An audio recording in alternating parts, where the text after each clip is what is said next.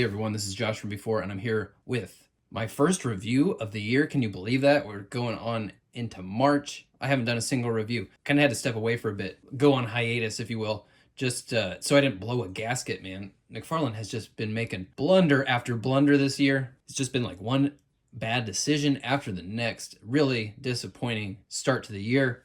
I'm going to talk about that a bit more when I get to the Crisis on Infinite Earths wave, which should be shipping out soon. For the time being, we're going to shift our attention to the Catwoman and Catpod 2-pack, the solo platinum release of And Cat Away, and the Hong Kong Sky Escape Batman featuring an unmasked Christian Bale portrait. Some solid entries here into our ongoing Dark Knight trilogy collection.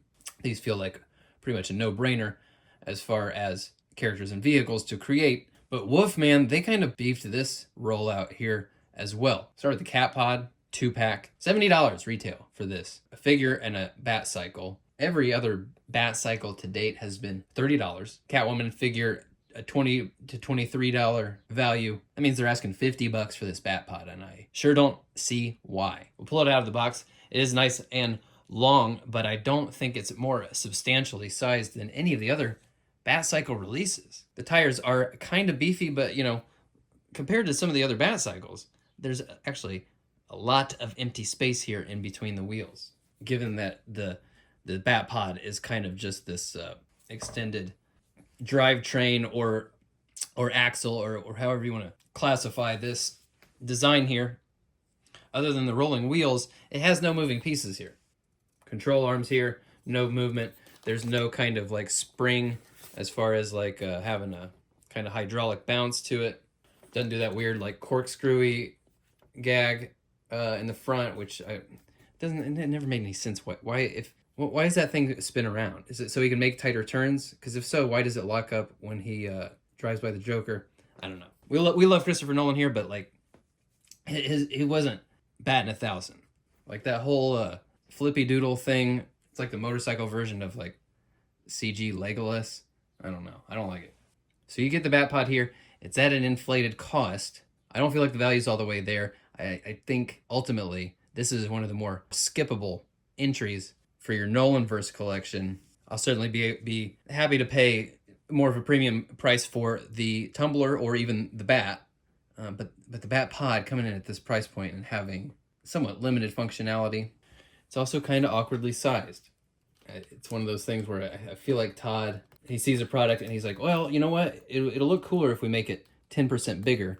And then in doing so, it throws off the scale completely and makes it so it's hard to use with as intended. You see Catwoman on here. It's hard to get her to kind of hug that seat all the way. You got to really grapple with it. And of course, getting the legs and the hips on there just right means the arms get thrown off. You know how that back and forth goes. There is a little bit of give on these arm controls here, which is nice. It's a little weirder actually when you throw Batman on there. He struggles to hug that seat all the way as well. I'll come back to that topic of scale in a second. Let's look at these Anne Hathaway Catwoman figures. There's two different versions here. The one that's in the Batpod 2-pack and the solo platinum release. They have different heads. The one that comes with the Batpod, she has movable goggles. Pretty nice touch. It's one of these sizes wanting to pop out. It's not that big of a deal because it just goes right back in and stays, but it's more when you're moving it that it pops out. And you just gotta give it a push back in there. I'll probably keep these goggles down anyway, given that the solo release has them permanently flipped up. And the Batpod version, her hair is a bit windswept, so you can tilt her head forward a bit so she could be looking ahead while she's riding that bike. The solo release, her hair is at rest, draped around her neck. Neither one, I think, is a perfect likeness, but it's pretty close, especially with the goggles flipped down. I think you get there. And I do like that she's got some blush. She doesn't look like that pasty white chalky skin tone that they like to give us. Articulation-wise, pretty strong. This might actually just become my go-to Catwoman for the time being until we get a real true like Darwin Cook version. That's my ideal look. The Arkham City one got pretty close, but just it's not quite there. The Nightfall one is the best figure to date, but I just don't like that character design. I had thought for a minute that this would be reusing the legs and arms of that Nightfall Catwoman, but it's actually not. The only thing it's using, weirdly, is the knees, which that seems like an odd jumping off point for a sculpt. And if you look, it actually these knees kind of keep her legs from being all the way straightened out. I mean, you can kind of see that there. It might be hard to tell on camera. This feels like when they're extended all the way, they still have kind of a slight bend. The stilettos will make it a little more difficult to get her to stand up, but she will stand. She'll hold a pose. She's fairly well balanced for being so leggy and narrow-footed. Really love the gesture hands that fit on her hips perfectly. For that kind of body language, the Batpod 2-pack version also has a pair of gripping hands so that she can grab the controls. The solo release is even more kitted out. She's got the gesture hands, she's got the 2 gripping hands, and she's got 2 fists. So that's nice. The solo version feels kind of like the ultimate version. She's also got this shattered bat cowl, which is a great accessory, and the string of pearls. It's in a display box, which I would almost rather have just the loose string of pearls, but this is a nice little touch. It'll be nice to have. You throw it on the shelf like if you have the 66 Wayne Manor. But the problem here is that the solo release is a platinum edition release, meaning there's one of these for every case of 6 figures in this wave. A pretty horrible ratio, making it very difficult to get this figure. And then, I don't know what the deal is with the pricing. It went up on Big Bad Toy Store for $40. Jesus, $40? It's not worth that much. Mercifully, it went up on McFarlaneToysStore.com. I got it there for $23 plus shipping. That still took it almost to $30. $30 I can live with. If the prices are going up, I can live with. I'll eat it. You know, the regular releases go up to 25. The Build-A-Figs go up to 30. The Bat Cycle's going up to 40 even. I could live with that. But they're telling me the Batpod now that I have to get bundled with the figure is basically $50. The solo version of this figure is $40. You're just fleecing people at this point. You got to chill out, man.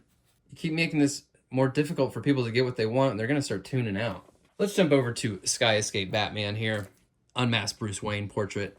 Honestly, this Bale, it's not perfect, but I think it's one of the best live-action portraits they've done in the past 4 years. On camera, he looks a little bit squintier than he actually is in hand. You catch him at the right kind of angle there, you can see his eyes a bit more clearly. Really well done. Again, they've given him a nice warm skin tone. He doesn't look like that chalky, pasty white that so many of these figures come out with. He is without a cape. He has this backpack that goes around his neck and pegs in. This contains the kind of the high altitude version of the cape meant to spring out at just the right moment. That looks fine. I kind of just prefer it without it on there. He's got 2 gripping hands, and I thought, oh, it'd be nice if maybe these pop off and be easy to put them on the caped and cowled version of Christian Bale Batman so I can have him riding the Batpod. They don't. These don't pop. I've tried to get these off, and it was like I was about to just shear the joints off. This is just further evidence that they're not thinking 2 or 3 steps ahead. You guys got to really put some more attention, more thought into how people want to use these products, man. It's fine that the Batpod comes with Catwoman because she does ride it there at the end of Dark Knight Rises, but more people are going to want to put Batman on the Batpod than Catwoman. Like, just think for 2 seconds how people want to use these things and stop being like weird and predatory and making us buy 3 different goddamn versions of the figure until we get the thing that we actually want to use. You know how I said the Batpod is just maybe like a little bit too big? It's scaled slightly improperly. Well, that goes double, triple for his sticky bomb gun here, which looks really solid. It also comes with a little sticky bomb. That's a nice little touch there.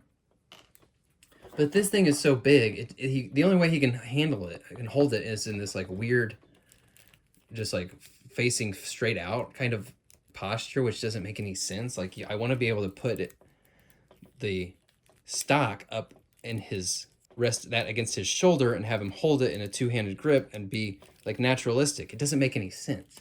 A lot of these 7-inch McFarlane figures have articulation that is really well dialed in, and it's borderline import quality with the ball joints, for the ankles and the wrists, for the generous butterfly clearance there. You're capable of pulling off some really naturalistic poses with these figures, but you can't. It's completely thrown off if you can't hold the thing right. Like look at this. What do you mean, dude? Like, it's stupid. You got to get your shit together on some of this stuff, man. You got to really think about how people actually want to use these. It's like they get so close and they just can't quite seal the deal. Sharp looking figure, obviously, like the original release, captures the look of the bat suit really well. But now it's got me thinking, okay, can I now use this head and make a Bruce Wayne figure? Hang on a second. Well, it would take some work, but if you pop this Christian Bale head on the Jokerized Joker, obviously you'd have to paint that neck, and you would probably want to choose some different colors here for the rest of the getup, but that's not the worst thing I've ever seen. Maybe the wallet chain needs to go. I don't know. Might be a reasonable start. And hell, while we're doing this, why don't we just go ahead and why not? Is that anything? Is that something? I don't know. Why not, right? They're making you buy 3 different versions of the figures, so might as well do something with them. So the Dark Knight trilogy collection continues.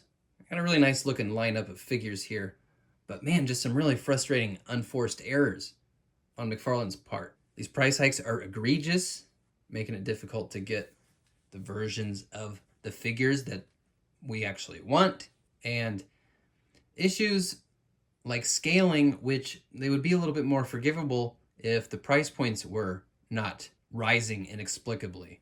But as you start charging more for this stuff, you put a target on your back, and personally, I'm just going to tend to be a lot less forgiving of those issues. Part of why I was drawn to the DC Multiverse line in the first place was that it was just a really great price point. It was, in my opinion, the best thing on the market for the price point. But the shortcomings that I've been willing to look past, well, I'm less willing to look past those if you're going to charge me a 60% markup for a bat cycle. I'm glad I got the Batpod, but if you're on the fence at all, I would say just try to get the Solo Anne Hathaway for less than $40 if possible. All right, gang, good to be back. Good to talk to you all. Definitely be talking to you again very soon with that upcoming Crisis on Infinite Earths Build-A-Figure wave. Be sure to, especially if you're new to the channel, check out my channel homepage. I got a lot of different playlists and tried to make it easy to find some of the content that I've done that aren't reviews, that are a little more evergreen, more general interest videos. Check those out, and I'll talk to you soon. All right, peace out.